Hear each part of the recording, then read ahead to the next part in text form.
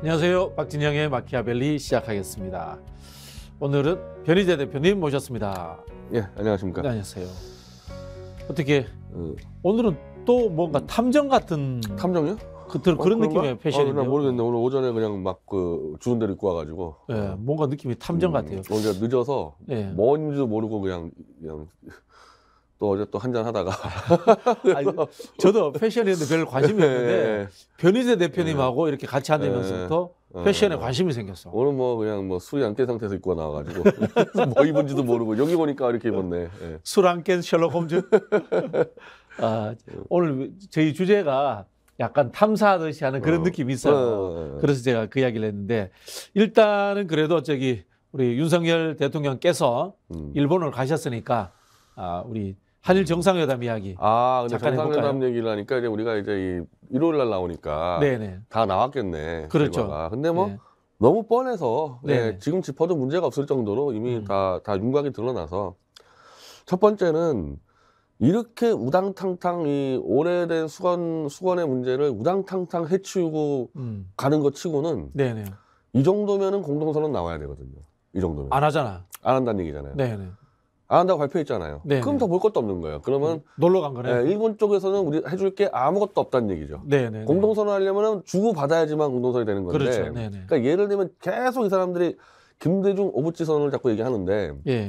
거기까지 가는 과정에서 일본 쪽에서 고노다마하고 무라야마다마가 나옵니다. 네네네. 그게 이제 위안부의 존재를 인정하고 일제히 지배를 사과하는 그 과정을 거쳐서 김대중 이제 오부치 선언 나오는데 그 과정에서 또 우리 쪽에서는 일본 문화개방이라는 걸 줬어요. 네네네. 그러니까 양쪽이 다 주고받았기 때문에 이 선언문이 나올 수 있었던 거거든요. 예예. 선언문은 항상 그래 나오는데 지금은 아예 안 한다는 얘기는 일본 쪽에서 줄 수 있는 게 하나도 없다는 얘기고 일본의 이 외무상이 이미 거긴 내각제니까 국회하고 장관하고 논의하면 게임 끝난 겁니다. 그 완전히 거기는 우리하고 네. 달라요. 그러니까 기시다가 막 결정하는 게 아닌데 이미 강제징용에 대해서 이 사람들은 결정을 해버렸습니다. 이거는 네네. 한국 국내용 문제다. 네네. 한국 국내 판결에 대해서 자기들끼리 지지고 볶은 문제지 우리하고 아무 관계 없다. 그렇죠. 네, 그렇게 정리를 해버렸어요. 강제 동원이 없었다고 생각하기 그러니까 때문에. 그건 지네들 문제니까 네네. 지들이 돈을 주든 말든 우리 관계 없는 거다. 네네. 이렇게 내각에서 정리해버린 겁니다. 국회하고 내각에서. 그러면 윤석열이 기시다를 뭐 두 차례 만찬을 했다 치자 이거야. 그러면 네네. 뭘 요구하겠습니까? 기시다한테. 강제징용대에서 저쪽에서는 저거는 한국 문제라고 던져버렸는데 네네. 얘기할 게 있겠습니까? 얘기할 게 없잖아요. 네네. 얘기할 게 없어요. 네. 그러니까 정상끼리는 할 얘기가 아무것도 없고 지금 최태원이 또 지금 기업대들 끌고 우리 총소리 끌고 와장창 몰러 가는데 왜 가냐 도대체. 이종 왜 가고 거의 정선 왜 가고 경단련하고 이 전경련하고 피해 징용자들에게는 절대 돈을 못 내겠다 일본은 이 입장이니까 네. 무슨 미래청년재단 만든다는 거 아닙니까? 네.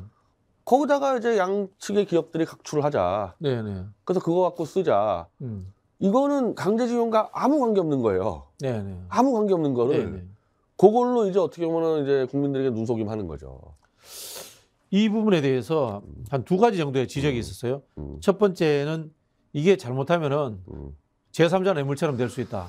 잘못하면 아니라 그 성남FC 적용시킨 거 보면은 뭐 네네. 정치적 이익을 얻은 것도 뇌물이라면서요. 네네. 그러면은 뭐 100%죠. 이거 정치적 이익을 얻고 있잖아요, 대통령이. 그리고 두 번째는 기업의 오너가 내고 싶어도 주총이라든가 이사회에서 이게 경영에 도움이 안 되는 거다. 이렇게 태클을 걸으면은 낼 수 없다라는 이런 이야기가 있어요. 그러니까 이게 지금 스타트가 그러니까 이제 만약에 이 경단련과 전경련이 자체적으로 모여서 내그랬다 그러면은 문제가 안 될 텐데 네네. 이미 스타트가 강제동원 피해 보상 문제 때문에 일본 기업이 글로 못 내니까 여기다 내자라는 꼼수가 이미 드러났잖아요. 대통령이 개입돼 있잖아요. 그렇잖아요. 그러면 대통령이 핵심 삼성이 축이잖아요. 돈을 낼 때 네. 한마디로 삼성이 아무런 이유 없이 피해 보상을 내는 거예요, 이거는. 네네.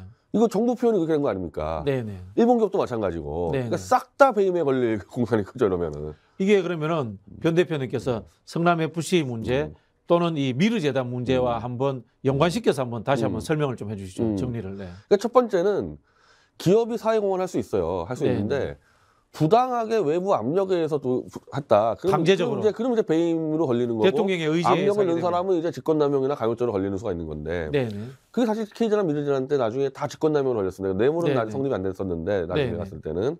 근데 지금 이번에 이제 성남FC에서의 뇌물은 도저히 이건 개인이 사적 이익을 취할 수 없는 구조다 보니까 네네. 정치적 이익도 뇌물이라고 규정을 해버렸습니다, 이거. 네네.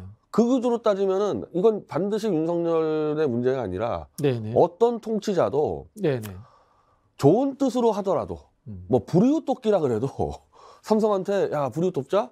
이거 제3자 뇌물죄가 되는 거예요. 왜? 돈을 내게 해서 그 사람이 정치적 이익을 얻지 않습니까? 그렇죠. 그냥 내면 그냥 돈 내게 하면 다 제3자 뇌물죄 걸리니까 지금 같은 경우는 포스코라든지 이제 아예 강제징용자에게 돈을 내게 만드는 도로공사라든지 KTNG 이건 뭐 100% 제3자 뇌물죄고 그게 아닌 경단련과 뭉쳐서 돈을 내고 있겠다는 삼성, 현대 여기도 다 뇌물죄 걸릴 수 있는 거죠. 그렇게 해놓은 거야 사실 이 성남FC 이재명 대표 잡기 위해서 어마어마한 무리수를 둔 거죠. 이거. 그리고 이제 이현주 의원 같은 경우는 이현주 의원이 이제 기업에서 일을 한 경험이 있으신데 이분 이야기는 뭐냐면은 기업이 이유 없이 돈 내놓는 거는 기업 경영에 해가 되기 때문에 이것도 문제가 된다. 이 주주총회라든가 또는 기업의 이사회 같은 의사결정 구조에서 이유 없이 돈 내는 문제 여기에 대해서 찬성할 수 있을까라는 그런 또 제기를 하더라고요. 그러니까 아까 말씀드린 대로 네. 일본 기업과 한국 기업이 청년 인재를 양성하자는 좋은 뜻으로 했으면은 가능한데 네. 이거는 분명히 이 강제동원자 피해자에 대한 보상을 대신하는 거다 삼성 쪽에서. 그리고 그렇게 설명을 해줘야 돼요. 네. 이사회에서 그렇게 설명해줘야지. 안 그러면 사기치는 거 아닙니까? 그렇죠. 그러면 찬성 못 나오죠. 삼성이 왜 피해 보상해주냐 이렇게 나올 거 아닙니까? 그렇죠. 당연히. 삼성 입장에서 최순실 게이트 관련해가지고 징벌을 받았단 싹 다 말이에요. 감옥 갔는데 그때 감옥 갔다 왔는데 또 비슷한 일에 연루되는 정권 것을 바뀌면은 좋아할까요 이걸? 아니 정권 바뀌면은 예를 들면 저 같은 사람이 가만히 있겠습니까? 저거 다 조사하자 그러지. 싹 다 감옥 집어넣죠 저거. 네. 아. 차라리 포스코는 나요. 차라리 포스코는 한일협정의 그 수혜자라 그래가지고 명분이 있는데. 그렇죠. 지금 이제 가는 SKT나 삼성이 돈 내면 이거 정말 이상해지는 거예요. 이거.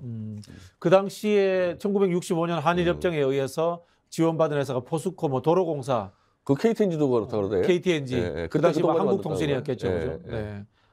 알겠습니다. 또 이제 윤석열 대통령이 일본 언론하고 인터뷰하면서 한국 그 국민들이 피해자들이 구상권을 청구하지 않도록 하겠다. 뭐 이런 이야기를 했는데 이거 개인에 대한 기본권 침해 아닌가요? 아니 근데 이게 구상권은 어찌 보면 그 다음 문제고 네네. 현재 이 사람들이 어디까지 가 있냐면은 대법에서 이제 그냥 때리면 바로 일본 기업의 한국 내 자산을 현금화시켜서 가져야 되는데 네. 이걸 도대체 무슨 근거로 못하게 막냐는 거죠 일단. 네네. 이걸 막겠다는 거 아닙니까 일단. 헌법 위반인데. 위반이죠. 네. 그리고 대법원이 안 한다 그러면 저거 완전히 직무유기고 네네. 이제 행정부 쪽에서는 이제 사법권 침해고 다 범죄거든요 저거 지금. 네네. 일단 탄핵 사유예요. 탄핵 사유죠. 예, 당연히 탄핵 사유죠 이거는. 네. 그러니까 무슨 근거로 막고 있냐는 거. 지금 대법원은 도대체 무슨 근거로 안 하고 있냐. 한 가지 근거는 작년에 박진 외교부가 우리가 일본하고 잘 풀 테니 네. 판결을 뭐 좀 늦춰달라. 사법거래인데. 그 사법거래죠. 그것도 사법거래. 네, 이게 이제 박근혜 양승태 잡아놓은 건데. 네네. 어쨌든 그것도 위험한데 그걸로 지금 버티고 있는데 이제 결정이 났습니다. 네네. 다 결정이 났어. 근데 그 결정 낸 게 법상 아무런 근거 없이 포스코가 대신 내주겠다. 네네. 자, 그 말을 듣고 대법원이 이미 피해자들이 집행을 요구하고 있는데 안 한다 그러면 저 대법원장부터 다 감옥 집어넣어야 돼요. 그렇죠. 네. 네. 다 불법이에요, 지금. 그리고 나서 이제 그게 된다는 전제의 구상권 얘기인데 이 자체도 안 되고 있는데 구상권을 영구히 청구할 수 없게 하겠다. 아까 네. 말한 대로 정권 교체를 못할 겁니까? 자, 팔 비틀어서 포스코 내겠다 치자 이거예요. 네네. 다음 정권에서 야 이거는 윤석열이가 전부 다 이거 직권남용이고 다 제3자 뇌물죄고 처벌한 다음에 일본 기업에다 구상권 청구한다 이거 다음 정권이. 이걸 윤석열이가 어떻게 막냐고요. 자기가 영구 집권하지 않는 이상은. 이건 뻥이네. 사기지 사기. 사기네 사기. 그래서 일본도 안 믿어요. 그냥 니네끼리 알아서 이런 입장이야 그냥. 아유, 네. 귀찮다 이런 입장이. 그러니까 아무것도 안 내주죠 일본이. 아니 이런 상황에서 왜 그렇게 일본을 가고 싶어 할 거예요? 뭐 벚꽃 구경 갔나? 일본은 지금 뭐 제 느낌에 후쿠오카 이런 데는 벌써 벚꽃 피었을 것 같은데. 그 요미우리에서 윤석열이 그렇게 얘기했잖아요. 네. 자기가 65년도에 1년 살아봤는데 네. 너무 아름답고 선진화된 그 거리 잊지 못하고 있다. 아버지 문부성 장학생 갔을 때 아버지가 따라가서 살아봤구나. 일본의 도움으로 어떻게 보면 교수된 거나 마찬가지 아닙니까 그분이. 네. 그러니까 굉장히 일본에 꽂혔어요 그때 이미. 근데 이게 이 60년대 70년대 미국 유학생들이 네. 뉴욕이나 한번 딱 들어가면 그냥 놀래 자빠져가지고 놀래 자빠지죠. 그 사람들이 친미하든 반미하든 네. 머릿속에 미국밖에 없는 사람들인데 네. 지금 요미우리하고 인터뷰한 거 보면 어린 시절에 그러니까 65년도니까 한국이랑 격차가 크겠죠. 격차 아마. 크죠. 한국 거기에 그냥 진짜 후진국일 때 완전히 꽂혔나 봐요. 그냥. 네. 그래서 어렸을 때 그 재패니메이션에 빠진 애들 아직까지 그러는데 이 윤석열은 네. 그 일본의 그 선진화된 거리에 완전히 빠져서 그냥 흔히 말하는 친일파. 네, 네. 흔히 말하는 친일파. 예. 제 은사가 한 분이 46년생인데 문부성 장학생으로 일본에 유학 갔다 온 분이 계세요. 근데 나이 들어서 늦게 갔거든. 그래서 왜 그렇게 늦게 갔어요? 그러니까 아 그때 1, 2기, 3기 이럴 때는 친일에 대한 부담 때문에 공부 좀 잘하는 사람들이 문부성 장학금 받아서 일본 잘 안 가려고 했대요. 주로 어디 갔냐 하니까 그 당시에는 미국의 주립대학을 많이 갔대요. 주립대학을 많이 갔고 이분은 이제 한참 늦게 갔다고 하더라고요. 사실 윤석열 대통령 아버지가 일기예요. 문부성 장학생의 일기야. 이 사실 자녀의 사고 형성에 그렇죠. 큰 영향을 미칠 수 있는 그리고 거예요. 일본으로부터 큰 도움을 받은 거예요. 그 사람은 뭐. 교수 되는 데 있어서. 그러면 얼마나 일본을 좋아하겠어요. 야. 그리고 이제 윤석열의 그 검찰 때 스타일 보면은 강자한테 엎드리고 약자를 짓밟는 그 스타일로 출세해 왔는데 그것도 일본 스타일이에요. 국제 관계도 네. 강자만 한 번만 엎드리고 싶어하는 기질이 나오겠죠. 네, 네. 일단 일본한테 잘 보이고 미국한테 잘 보이고 그게 평생 그렇게 살아온 사람이니까. 네, 네. 그 지금 볼 때 이 정권의 체제 유지도 이 사람은 일본 미국한테만 잘 붙어 있으면은 안전하다 이런 생각까지 하는 것 같고. 그래서 아마 미국 지금 바이든하고 그 회담 때 아마 가관일 겁니다. 예. 혹시 저기 그 김진명 소설 무궁화 꽃이 피었습니다라는 이런 국제관계 속에 음모론에 이 사람 빠져 있는 거 아닐까요? 혹시나? 그럴 가능성도 있죠. 유튜브 많이 본다고 하던데 보수 유튜브 많이 본다는데. 음모론이요? 네. 미국에 잘 보여야지 정권이 유지되고 미국에 잘못 보이면은 정권이 날아간다라든가 막 이런 식의. 근데 뭐 지금 이미 국내에서 이미 뭐 신뢰를 잃었기 때문에 네. 꼭 음모론에 빠지지 않다 하더라도 이 국내 상황을 봤을 때는 일본 미국이라도 붙잡고 있어야 되겠다. 그런 생각을 할 거고 또 이제 지지층이 그 보수 노인들 아닙니까? 네, 네. 그냥 교과서에 나오는 한미일 동맹만 외치는 사람들 아니에요. 그 이익에도 맞는 거고. 네, 네. 그래서 아마 지금 일본에다가도 이렇게 많이 갖다 줬는데 네. 바이든하고 갔을 때는 지금 미국은 지금 반도체를 다 뺏어 먹겠다는 거 아닙니까? 그거 다 갖다 줄 것 같거든요. 지금 네네. 보면은. 네. 그 대신에 이제 좋은 말 좀 듣고 오는. 미국도 한국에 줄 게 없어요. 네. 좋은 말밖에 해줄 게 없어요. 그렇죠. 이제 반대투는 뺏어 먹고 싶고. 네, 뺏어 먹고 좋은 말로 칭찬해주고. 제가 이제 최근에 미국에 계시는 한국 정부의 이제 차관급 정도 하신 분들하고 교류를 하거든요. 예, 들어보니까 미국이 삼성, 그다음에 대만의 TSMC 굉장히 눈독을 들이고 있다. 그런 이야기를 하더라고요. 그러니까 대만의 지금 긴장이 고조되는 것도 우리 보도에서는 중국이 긴장을 고조시켰다 이렇게 보도가 나오는데 실제로 중국 입장에서 보면은 과거에는 미국이 대만에 큰 관심이 없다가 요즘 들어서 갑자기 대만에 관심을 굉장히 많이 가졌다는 거예요. 지금 이 바이든 세력이라는 게 네. 미국에서도 별로 못 보는 이상한 세력인데 미국 민주당 퇴행된 민주당이죠. 그렇죠. 아주 낡은 민주당 플러스 네오콘이 결합되어 있습니다. 그래서 국무부가 다 네오콘 멤버들이에요. 네네네. 그리고 군수산업과 월스트리트가 또 같이 개별. 그러니까 그 이야기 많이 하더라. 미국의 정말 이 거짓 사기 퇴행 세력이 다 뭉친 게 바이든 세력이. 그 이야기를 저도 들었는데 보통 이제 월스트리트는 정통 민주당이고 유대금융자본 군수는 공화당으로 가야 되는데 군수는 공화당인데 군수가 지금 넘어와 있어서. 네네. 이거 뭐 트럼프가 막 떠들잖아요. 네네. 이거 우크라이나 전쟁 이거 바이든이 일으킨 거다. 네네. 그래서 자기가 하면은 바로 정리해버리겠다. 그래서 미국의 악의 축들이 다 모여 있는 게 바이든 세력이거든요. 네. 그러니까 대만도 뺏어 먹고 한국도 뺏어 먹고 다 뺏어 먹겠다는 거죠. 야. 그리고 그러기 위해서는 명분이 있어야 되니까 중국하고 싸우는 것처럼 위장을 해가지고 네네. 한국 같은데 마치 군사 요주로 만들어서 긴장 고조시키고 오히려 뭐 국주전 벌어지면 더 좋고 네네. 또 자기 재선에도 도움되고 네네. 거기에 지금 딱 이용하기 좋은 게 호구 윤석열이거든요. 미국 입장에서. 본질을 지금 이야기해 주신 게 지금 이 대만의 유명한 그 파운드리 반도체 기업인 TSMC도 미국하고 일본에 공장을 짓고 있어요. 그 공장을 짓는 이유 중에 하나가 반도체 동북아 안보를 위해 가지고 분산시킨다는 거예요. 위험을. 중국의 위협에 의해 가지고 TSMC가 다 뺏기면 안 되니까 일부는 안전한 곳으로 옮기자. 어디? 일본하고 미국으로 옮겨 놓겠다. 이런 취지의 지금 그렇죠. 전략을 하고 있다는 그러니까 거예요. 이 동북아시아를 이제 긴장을 고조시키면 기업들을 다 철수할 거 아닙니까? 그렇죠. 미국 쪽으로, 일본 쪽으로. 그 짓을 하고도 남은 세력들이에요. 지금 바이든 세력은. 우리 변희재 대표님은 원래 반미주의자는 아니셨죠? 우리는 근데 이제 전체적으로 보수는 원래 트럼프 노선을 이제 많이 따랐는데 네. 근데 이제 조갑제라든지 이제 올드 보스들은 바이든 파였어요. 바이든 파였는데. 네, 그래서 이렇게 긴장을 좋아하고 이 한미일 북중러 이런 거 좋아하고. 근데 트럼프는 그 도식을 깼거든요. 네, 그러니까 대표적으로 러시아하고 되게 친하지 않습니까? 관계가 좋아졌죠. 네. 자, 한국 입장에서 러시아하고 싸울 아무런 이유가 없습니다. 맞아요. 소련하고 수교한 이후에 러시아하고 우리가 붙은 적이 한 번도 이유가 없는데 네네. 이제 바이든이 이제 우크라이나에 우리한테 파병을 요구한다 그러는데 러시아하고 왜 우리가 적이 돼야 됩니까? 그렇죠. 아무 이유 없는 거거든요, 이거는. 네. 그리고 이제 모르는 분들이 계신데 러시아는 과거 공산주의 국가가 아니에요. 단지 이제 독재 권위주의 국가일 뿐이고 완벽한 자본주의이기 때문에 미국의 시장권역 안에 있었어요. 사실은 지금도 있다고 봐야 돼요, 그죠? 그 이야기 뭐냐면은 미국이 적절히 통제를 할 수 있는데 왜 우크라이나 전쟁이 났을까라고 트럼프가 의심을 하는 거죠. 그렇죠. 네. 그렇죠, 네. 그래서 그거 미국이 돈을 엄청 갖다 썼는데 네. 그 돈이 미국 세금이고 그 돈을 군수업자들이 다 먹었다는 거 아닙니까? 네. 진보 세력 내에도 이제 반미주의자들이 좀 있긴 합니다만 저는 반미주의자는 아니에요.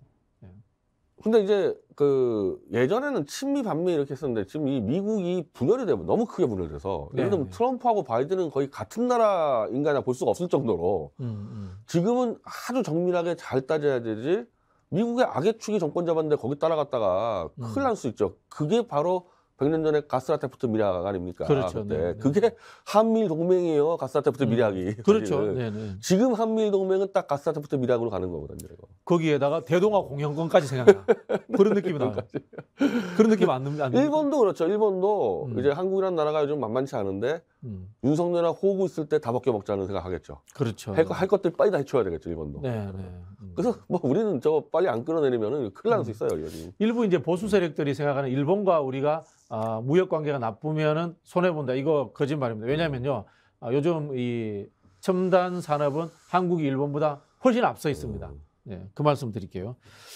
그럼에도 불구하고 이렇게 일본을 꼭 가려고 정상회담을 하려고 하는 이유가 뭘까요? 아니, 그러니까 최종 목적지는 네. 미국한테 이제 다 갖다 바쳐야 될 거 아닙니까? 여기서 일단 좀 할 거 해주고, 일본하고 다 풀어보고 와라 그런 거 아니에요, 바이든이. 그러니까 다 퍼주고, 이제 본격적으로 미국까지 다 퍼주고, 일단 인정받고.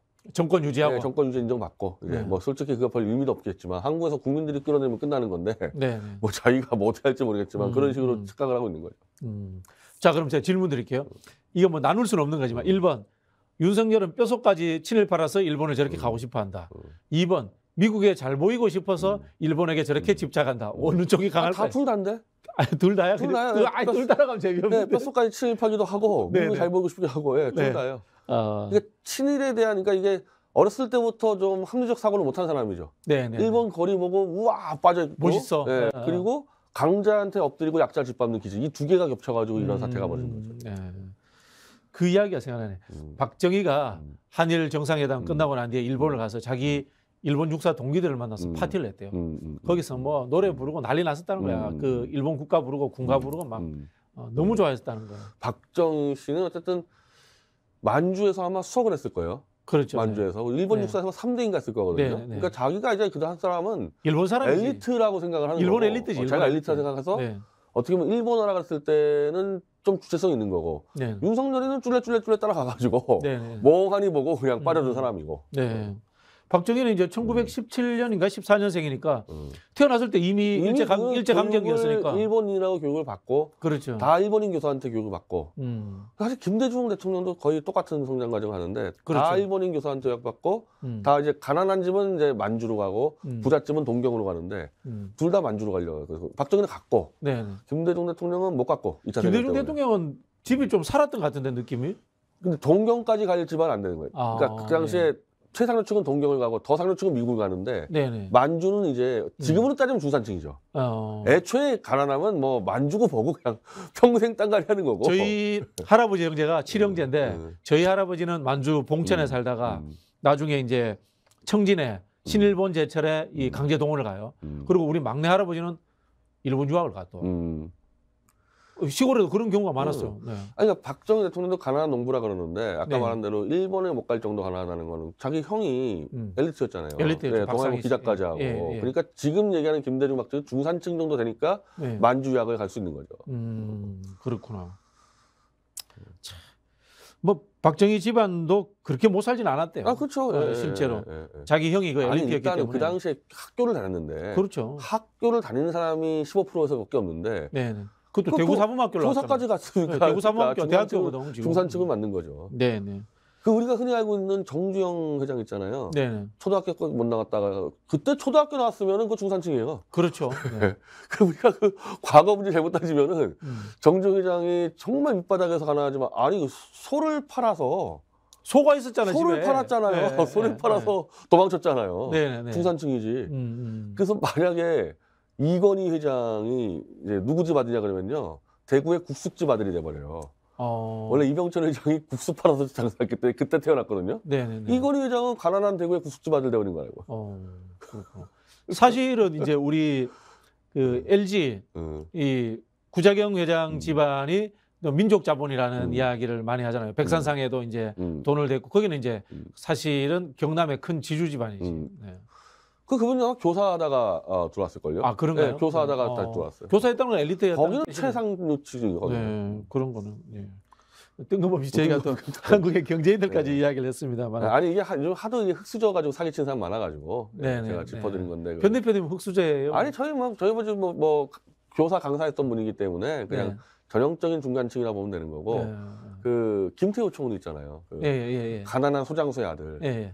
소거래 시장의 아들이에요. 이야. 거의 준 재벌급인데 가난한 소장수의 아들이라고 그러잖아요. 그렇구나. 사실 알고 보면 이제 전 세계에 좌파든 우파든 정치 엘리트가 대부분이 부르주아들의 아들이 많아요. 인텔리들이 많죠. 사실은. 그 점에서 다시 이게 빗나가는데 또 대통령들이 좀 흑수저 어쩌고저쩌고 해도 영부인들이 또 엘리트였는데 김대중 대통령 그 이호 한국 최고 엘리트죠. 한국 최초의 박사. 그리고 아마 뭐 김영삼 그 부인도 아마 약사인가 뭐 다 엘리트였고 권양숙 씨만 엘리트가 아니라고 알려져 있는데 다 알렸지만 빨치산이라는 것도 엘리트입니다. 그렇죠. 그렇죠. 그래서 유일하게 흑수저 영부인이 김건희다. 여관집 딸. 야. 그래서 아주 이상한 기괴한 모습도 자꾸 보여주는 게 영부인들 다 엘리트였거든요. 재밌는 해석이네. 아, 참. 김건희 씨 이야기가 나왔습니다만은 우리가 오늘은 이제 최순실 씨 이야기를 좀 넘어가 봐야 돼요. 대장동 이야기하고 최순실 씨 이야기를 좀 해야 되는데 엄청난 지금 이 폭탄을 끌고 다니고 있습니다. PD수첩에서 나왔던 이야기죠. PD수첩에서 김만배 씨가 곽상도에게 50억을 전달하도록 했다라는 이야기 이제 정영학 회계사 녹취록 이야기입니다. 한번 이게 파장이 크겠죠. 파장이 커지면 커질수록 이제 뭐 다 끌려 나올 텐데 저는 이제 이 봉지욱 기자나 안민석 의원하고 이제 뭐 직간접적으로 많이 상의합니다. 이 문제 가지고. 저도 많이 걸렸는 문제인데 저는 사실 여기서 요 대장동 게이트의 주범을 저는 정윤회라고 보고 있어요. 정윤회. 완전히 잊혀진 인물인데. 최순실의 전 남편. 왜냐하면 이게 지금 이 분들도 안민석 의원이나 봉지욱 기자도 최순실이 들어왔을 때 약간 그림이 안 맞는 게 있거든. 왜냐하면 박영수부터 김수남부터 여기가 최태원까지 다 탄핵 세력이에요. 자, 이런 이야기는 있었습니다. 예전에 하나은행 보고 최순실의 사금고다 이런 이야기를 한 적은 있습니다만은 이 펀드라든가 금융 설계를 최순실이 할 수 있는 머리가 되는가? 안 돼요, 머리. 그렇습니다. 안 됩니다. 저는 최선하고 5년 이상 소통을 해봤기 때문에 사람이 굉장히 집요하고 뭐 악다구니 끈을 맞는데 이렇게 이 체계적인 지식이 안 돼요. 그래서 단어도 엄청 많이 틀려요. 한마디로 뭐 태블릿 PC도 테이블 PC라 그러고 공부를 많이 안 했어요. 근데 영문과 나왔다 그러는데 뭐 대학 다녀서 공부 안 했는지 그래서 그거를 금융 설계를 할 수 있는 머리가 전혀 안 됩니다. 그래서 지금까지 오는 과정에서 최서원과 정윤회는 2013년도에 이혼을 했는데 정윤회 씨는 한참 빠져나가 있었고 그걸 지금 정윤회 쪽에서는 자기는 이제 이혼하면서 박근혜한테 버림받았다는 얘기를 하는데 그건 자기 주장이지 입증된 바 하나도 없고요. 둘이 이혼했다 치자 이거야. 정윤회가 실제로 박 대통령의 수석 보좌관이고 3인방이라는 사람들, 정호성이니 뭐 이런 사람들 있잖아요. 다 정윤회 밑에 있었죠. 정윤회 사람들이 전부 다. 그리고 제가 이 태블릿 PC 주범위로 꼽는 사용자로 꼽는 김한수 다 정윤회 사단이거든요. 네네. 최순실 사단은 없어. 그러면 정윤회 씨가 그 나가는 과정들은 박근혜 대통령을 이렇게 케어하지 못하고 본인이 장악하지 못했기 때문에 장악력이 떨어지기 때문에 스스로 나갔다 이렇게 생각할 수도 있는 뭐 그렇게 할 수도 있는데 네. 뭐 문제는 그 3인방이 그대로 남아 있었기 때문에 네네. 이 사람들은 정윤회를 상사로 모셨던 사람 20년 동안에 네네. 그래서 일정 정도 정윤회가 영향을 미쳤다. 그래서 그 십상시 문구가 나온 거 아닙니까? 네네. 십상시 때 박 대통령 어떻게 처리했습니까? 극 대노해가지고 정윤회 편에 서가지고 칼 다 휘두르지 않았습니까? 네네. 그게 버림받은 사람이냐고 정윤회가. 정윤회 이야기 다시 저희가 정리해 드리자면요. 박근혜 대통령이 1998년이죠. 정치 시작할 때 달성 보궐선거에 출마를 합니다. 그때부터 정윤회 씨는 같이 시작을 했습니다. 그 80년대 초반부터 만났다는 얘기도 있어요. 80년대 초반부터. 네. 그건 이제 최태민, 최선초 연결해가지고 실제로 그때부터 모든 이 좀 머리가 필요한 이거는 보자는 정윤회가 하고 몸으로 때우는 보자는 최순실하고. 예, 그렇지 않았겠어요, 서로 부부 사이니까. 그렇죠. 그러니까 지금 이제 와서 보면요, 지금 이 대장동이 2015년도에 설계가 되는데, 네네. 이때 이제 하나은행 컨소시엄을 끌고 와서 거기서 1조 5천억이 들어와서 그 돈 가지고 해먹었습니다. 네네. 이걸 누가 가져왔냐 가지고 지금 이 녹취에서 터진 거 아닙니까? 그렇죠. 네. 그게 곽상도라고 얘기가 됐었다가 네. 이번 녹취 후에는 최순실이라고 얘기를 하고 있거든요, 지금. 그리고 그 근거로 이경재, 지금 최순실을 변호한 이경재 변호사가 대장동에 2015년도에 들어갔다. 네네. 자, 이런 상태인데 정윤회가 쫓겨났다는 거에 완전히 반론되는 증거가 지금 이준석을 쳐버린 저 아이카이스트의 김성진 있죠. 네네. 그 회사가 사기꾼 회사 아닙니까? 그 회사에 정윤회 동생이 들어가 있어요. 그리고 바로 하나은행에 20억 대출을 쏴줍니다. 네네. 들어가서. 네네. 그리고 해외 금융도 다 주선을 해줘요. 네네. 그러니까 정윤회 이 형제들이 그 아이카이스트에 다 개입해 있었습니다. 그게 2015년도, 2016년도예요. 네네. 잘린 사람이, 쫓겨난 사람이 어떻게 그런 일을 하냐. 그리고 한국은행 이주열 총재가 정윤회하고 고향이 똑같아요. 완전히 똑같습니다. 네네. 그래서 이거는 이주열 총재는 정윤회 사람이다. 그리고 이주열 총재가 2018년도까지 일을 하거든요. 그래서 금융권의 장악력은 정윤회지 최순실이 아니다. 그리고 하나은행도 정윤회가 마음껏 이용했어요. 사실 우리가 최순실이라는 총칭으로서 이야기했지 그 두 사람이 부부관계였고 부부관계라는 게 당연히 경제적 공동체니까 이름을 생각을 못했을 수도 있어요. 어떻게 보면. 이게 다만 이혼을 했으니까 그런데 네. 이혼해서 그런데 근데 지금까지 왔을 때 최순실이 어쩌고저쩌고 하는 거에 상당 부분 정보를 정윤회가 언론에 풀었어요. 네. 자기가 해먹은 거 풀었을 가능성이 높아요.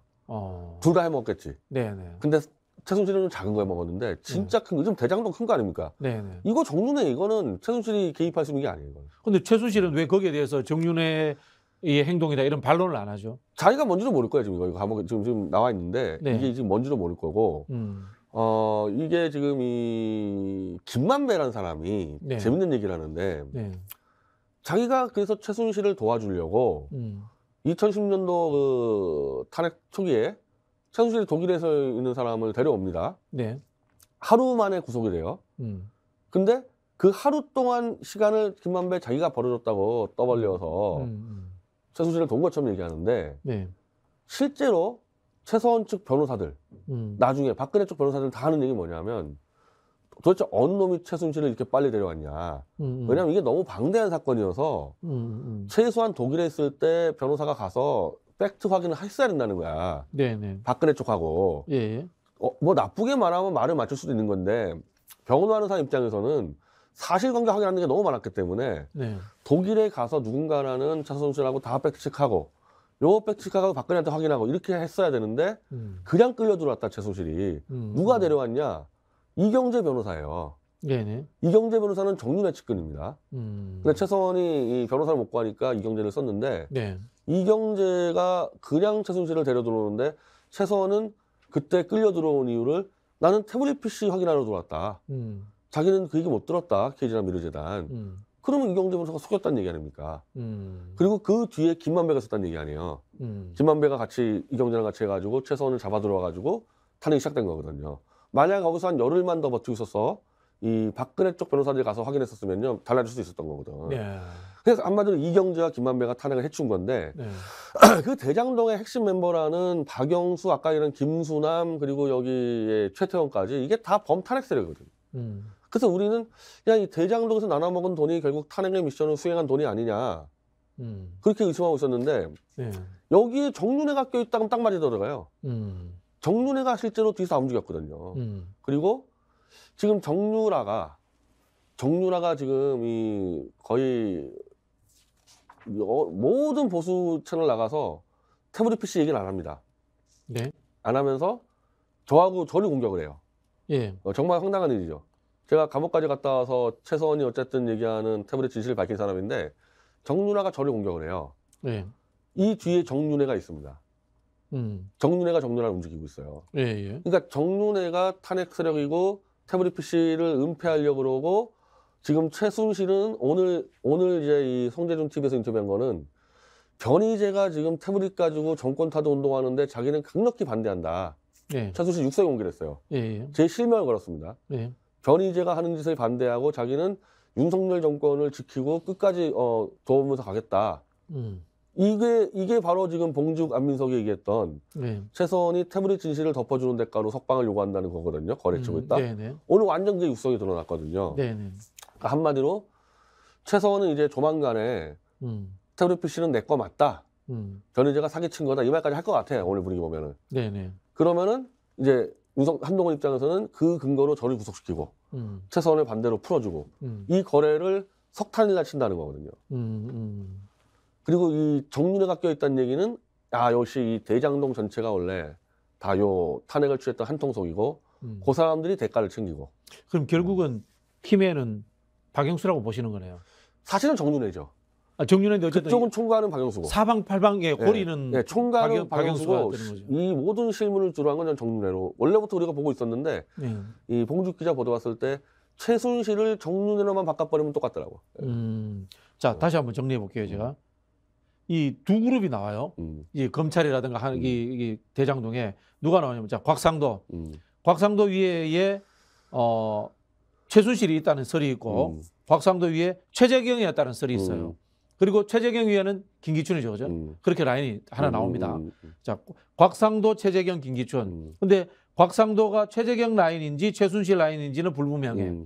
자, 그다음 또 하나가 나오는 게 윤석열, 박영수, 김수남, 권순일까지 포함해서 김경재, 김만배, 정윤회 또 한 팀. 이렇게 지금 분류하신 거잖아요. 곽상도까지도 제가 볼 때 정윤회일 수가 있어요. 곽상도 이쪽일 수도 있다. 최순실하고 이런 것들이 전부 다 정윤회인데 정윤회가 최순실한테 덮어씌웠을 수가 있죠. 네네. 곽상도급을 최순실이 관리했는데 내가 볼 때 최순실의 그 스타일이나 이 수준을 볼 때는 안 되고 네. 정윤회까지 손 놓고 김수남이를 도대체 누가 검찰총장에 꽂았냐. 2016년도에 네네. 김수남 부친이 박근혜 집하고 워낙에 원수를 진 그쪽 집안이거든요. 그래서 그 검찰총장은 칼을 써야 되는데 누가 꽂았냐.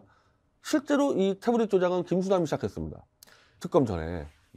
김수남이 꽂을 수 있는 사람은 솔직히 정윤회, 김기춘 둘밖에 없잖아요. 예. 둘 중에 하나잖아요. 그것도 아마 정윤회일까지는 없죠. 그러면은. 그러니까 이 국정농단에 중에서 한 큰 것들 한 7, 8은 정윤회가 하고 네네. 2를 최순실이 했는데 네네. 정윤회가 탄핵 세력에 붙어서 해먹으면서 다 최순실한테 뒤집어 씌워버리고 빠져나가 버리고. 네, 자기 빠져나가고 지금 자기 빠져나갔지 않습니까? 네네. 그러니까 우리가 상식적으로 저 동네 아줌마가 어떻게 했을까 생각해보면 그거 다 정윤회 갔다 보면 맞아 들어가요. 야, 이게 풀리네. 저희가 사실은 원래 대장동 원개발자 이강길 씨부터 해서 인터뷰도 하고 이렇게 쭉 해봤는데 생각을 해보면은 이 SK 데리고 오는 문제, SK가 시드머니 내잖아요. 운영비 초반에 내지 않습니까?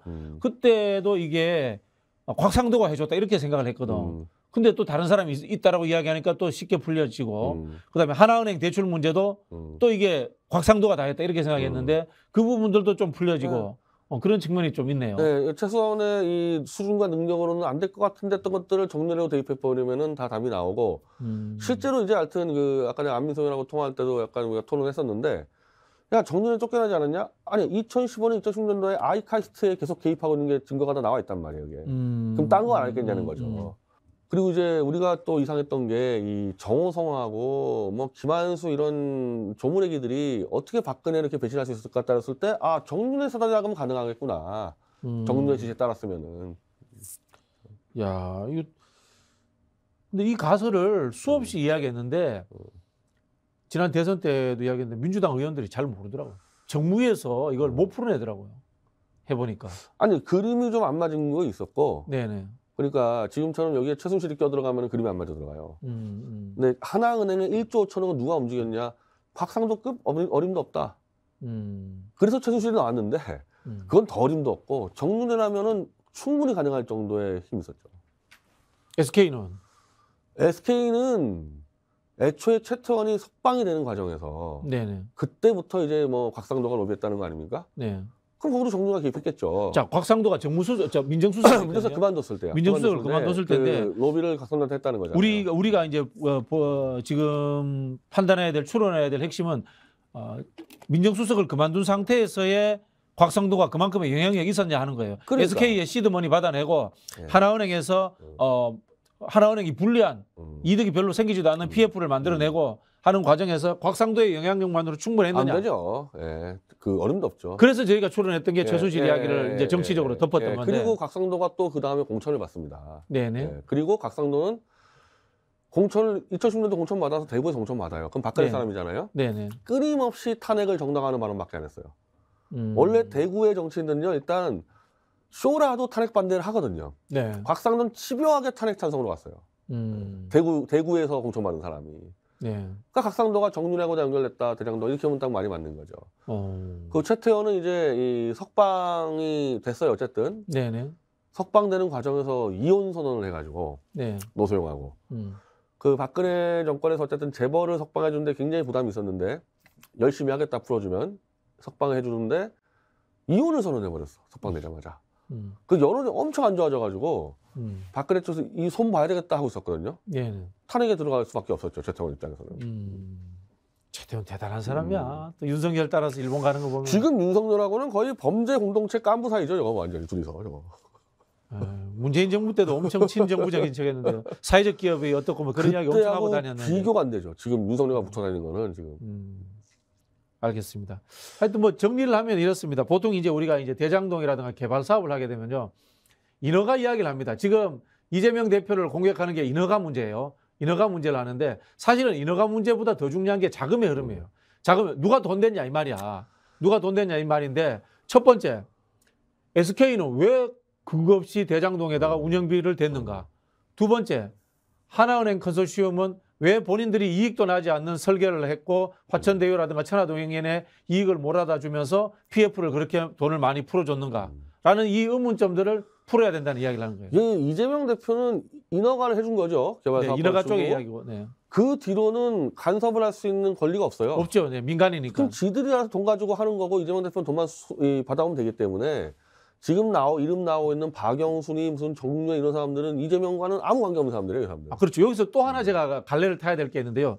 이재명 대표가 인허가 이제 시가 개입된 건 뭐가면요, 택지입니다. 택지를 조성하는 지구 단위 지정인 거고 수익이 많이 나는 건 어딘가 하면요, 아파트 분양이에요. 아파트 분양은 공공과 전혀 관련 없이 민간이 하고 여기에는 은행에서 돈을 대줘야 돼요. PF 자금을. 그래서 지금 이게 뒤섞여가지고 일이 이상한 이름 꼬이고 있는데 현재 지금 현안은 뭐냐? 네네.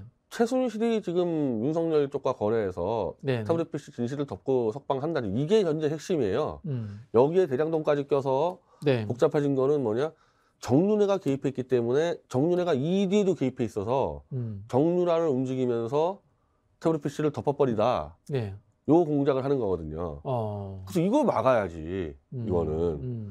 그래서 지금은 오히려 지금 이게 최선에게 면죄부 줄까봐 다들 주저하나 본데, 네. 최선이 지금 그걸 이용해서 자기 석방하려고 그런다니까요. 네. 태블릿 조작을 어떻게 보면 윤석열 한동훈 협박을 하는 거지. 네. 거래를 치는 거고. 거래를 못하게 이걸 터트려줘야 되는 거예요, 지금. 당장 대장동 특검이 이제 패스트트랙 올리더라도 270일이 걸린단 말이에요. 그럼 당장 이건 국회 정무위 열어야 되겠네요. 정무위 열어서 은행권들이 움직였던 부분들에 대해서 좀 깊게 따져봐야 되겠네요. 일단 정무에서는요, 하나은행에 대한 조사를 해야 되고, 그렇죠. 네. 국정조사 하나은행을 조사를 하고, 정윤회까지 증인 불러서, 네네. 법사위에서는 한동훈에 달고, 지금 이거 태블릿 조작으로 거래한다는 얘기가 나오는데 어떻게 된 거냐? 아니라 그러겠죠. 네. 그러면 제가 한동훈한테 공문을 쏜 게 있어요. 네. 태블릿 조작 지금 당신이 지금 다 나왔는데 입장이 뭐냐. 그걸로 막아줘야지. 법사위에서. 정무위 이야기는 사실 지난 대선 때도 민주당 내에서 불만이 많았습니다. 이게 앞에서도 말씀드린 것처럼 대장동이 인허가보다는 돈의 흐름이 문제다라고 했을 때 정무위에서 활약을 해줬어야 되는데 민주당 정무위 의원들이 좀 약했어요. 그런 부분들이 있거든요. 지금 이게 얼마나 잘못 알려졌냐면은 보수 진영에서는 다 탄핵 주범들이잖아요. 박영수하고 다. 네네네. 이게 이재명이 짠 거로 생각을 한단 말이에요. 이거를. 이 라인업을. 그 정도로 잘못 알려져 있단 말이에요. 이게. 그 당시 성남시장이 그런 높은 분들을 못 만나요. 참 그러니까 솔직히 얘기해서 그 민주당에서 여론 투쟁을 잘못한 거죠. 네. 다 잘못 알고 있는 건데 사람들이. 사실 말씀드린 것처럼 SK나 하나은행은 쑥 들어가 버렸어요. 이슈도 못 되고 있어요 지금. 그게 그냥 사라진 게 아니에요. 이 뒤에 이 엄청난 세력이 다 정리해버리고 네. 이재명한테 다 덮어씌워버렸죠. 네. 그냥 당하고 있는 겁니다. 참.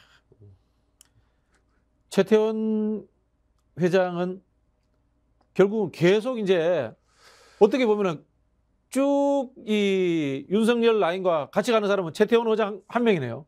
그렇죠. 네. 원래부터. 네. 그러니까 석방 될 때부터 네네. 바뀔 때 석방 될 때부터 대장동 때부터 완전히 윤석열과 한패고 그래서 탄핵 때 모든 재벌 총수가 기소당했는데 구속도 당하고 최태원은 기소도 안 당했습니다. 네. 그때부터 특혜를 받기 시작하고 문재인 정부 때도 계속 윤석열과 유착이 왜냐하면 그 당시 검찰총장 윤석열이니까 네네네. 유착해서 계속 온 거죠. 쭉 오고 그 과정에서 이제 최태원은 태블릿 조작의 계약서 위조 혐의가 걸렸는데 네네. 이게 일반 직원의 문제면요 해결이 됐겠죠. 2년 반 동안 우리가 조작 증거를 다 갖다 대도 전혀 SKT가 답변을 안 하고 있어요. 이건 오너가 개입했다. 그래서 안진걸의 민생경제연구소하고 양희삼 목사가 이번 주에 공문을 보냈어요. 최태원에게. 네네. 미디어치에서 아예 대놓고 당신이 조작했다고 지금 선언하고 기자회견하고 공문 다 쌌는데 어떻게 대기업이 답변도 안 하냐. 답변해봐라. 그래서 지금 최태원도 지금 이제 궁지에 몰리고 있습니다. 뭐 제 책에는 상세히 나와 있는데 계약서 이전 확정이 됐어요. 네네. SKT가 개입해서 확정이 됐는데 최태원이 개입을 했다는 것도 뭐 거의 정황상 뭐 확실하고 네. 일반 직원이 할 수 있는 게 아니에요, 저게. 그렇죠, 네, 당연히. 네. 네. 뭐 SKT 직원마다 거의 공무원급인데 미치지 않고 생각하겠습니까? 네, 알겠습니다.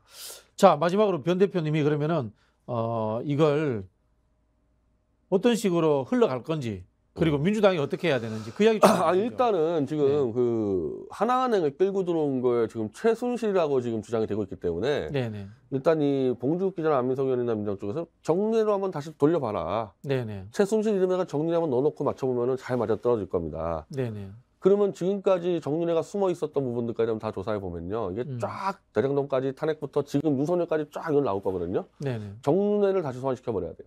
그래서 아까 말씀드린 대로 정무위를 열어서 국정조사 열어서 네네. 하나은행 건을 조사할 때 정윤회도 당연히 소환해야죠. 근데 뭐 최소한의 뭐 그게 제가 그랬지 않습니까? 그 하나은행을 움직였던 사례가 워낙 많아요. 정윤회가. 정윤회가 과거에도 아까 말한 아이카이스트 얘기했듯이. 그렇죠. 그 이야기해도 되고 최순실 이야기하면서 알고 보면 그때 정윤회도 같이 했다라는 설이 있더라. 이 정도면 되겠네요. 하나은행이 최순실의 사건구라는 얘기를 누가 그거 정윤회 쪽이 푸는 거 아닙니까? 그 언론에 다 나와 있어요. 그러니까 그 언론에 누가 풀었냐 이거예요. 그걸 이제 물으면서 증인 신청을 해서 불러내야 되는 당신 동생이 여기 회사 들어가가지고 하나은행 20억 대출 어떻게 받았는지 이걸 불면서. 네네. 그리고 이제 그러면 이제 김만배가 떠든 거에 최순실 아닙니까? 그 김만배도 불러야죠. 정윤회냐 최순실이냐. 이 앞에서 제가 이제 분류했던 최재경, 김기춘 이쪽 라인들은 정윤회 씨하고는 조금 결이 다른가요? 김기춘 씨는 저 라인에 안 들어가 있죠. 대장동 라인에. 최재경은 들어가 있고. 네네네. 최재경은 아마 저는 라인에 있다고 봅니다. 왜냐하면 탄핵 때 밀고 들어왔었거든요. 네. 김기춘 씨는 일찌감치 그만뒀고. 그리고 제가 알기로는 바깥에서 요 라인들에 대해서 굉장히 불만을 많이 가지고 알고 있어요. 김기춘 씨도 지금 박근혜 대통령을 못 만나나요? 못 만납니다. 네. 박 대통령이 지금 만나는 사람은 최경환 부총리 정도. 이 김기춘 씨는 박근혜의 오빠 아닌가요? 어떻게 보면? 근데 어쨌든 이분이 대통령 실장하면서 제대로 마크를 못한 부분이 있잖아요. 옆에 이제 불나방들을 빌미가 다 조져서 박 대통령이 이제 뭐 신뢰를 안 하는 것 같아요. 알겠습니다. 제가 갑자기 민주당 정무위 의원들을 찾아봤습니다. 백혜련, 김종민, 강병원, 김성주, 김한규, 민병덕, 박성준, 박용진, 박지호, 소병철, 오기영, 윤영덕, 이용, 황운하 맞네. 민병덕 의원이 지금 SK를 치고 있죠. 아, 그런가요? 네. SK 치면서 이제 하나은행까지 넓혀가면 될 거고. 네. 제가 이제 이 왜 정무위 명단을 봤냐면 지난 대선 때 이 정무위는 이 명단이 아니었는데 그때 역할 제대로 못 하셨어요. 그래서 좀 역할 좀 제대로 하시라라는 측면에서 제가 정무위 그때 역할을 잘했으면요. 네. 지금 초점이 이쪽 박영수 라인으로 왔어야 될 걸 이재명 라인으로 가버린 거 아닙니까? 그렇죠. 인허가로 온 거죠. 돈의 흐름으로 간 게 일로 아니고. 돌렸어야 되는데 네네. 어버버버 하다가 그냥 다 덮어쓴 거라니까. 네, 알겠습니다. 자, 우리 그 정무위 의원들의 활약을 기대하면서 이걸 다시 저희가 좀 더 계속 이 일은 좀 추적하실 거죠. 네, 저희 연합으로 다 상의해서 네네네. 다 계속 취재해가지고 잡아내야죠. 그럼 안민석 의원하고 공동으로 한번 출연도 한번 하실래요? 안민석 의원 좀 취재를 더 해야 됩니다, 그분은. 네. 그냥 대충 채수실 믿고 있는데 아니 정면을 볼 수 있어야 돼요. 정윤을 볼 수 있어야 된다. 자, 알겠습니다. 저는 뭐 사실 잘 모르겠어요, 이거. 잘 모르겠어요. 그럼 한번 지켜보시죠. 정무위 한번 열렸으면 좋겠습니다. 정무위 한번 열어서 상황들을 한번 점검해 봤으면 좋겠다라는 말씀으로서 오늘 맺도록 하겠습니다. 국회 좀 잘하세요. 네, 감사합니다.